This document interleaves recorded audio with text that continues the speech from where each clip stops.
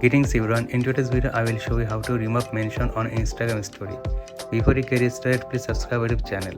So first of all, open up Instagram app, then tap at plus sign, select a picture or video. Let it be that short video. All we have to do now is in order to mention or tag someone is just stop at the sticker icon. Select mention and then we can mention any user. However, if you want to tag someone on your story but don't want it to be visible, you need to do the following steps. Just drag this mention sticker outside the screen, just like that. It will not be visible on his screen, but the mention will work, and the user mentioned will be notified that you have tagged them. That's how you can easily remove mention on Instagram story. This is the video for today. Thanks for watching this.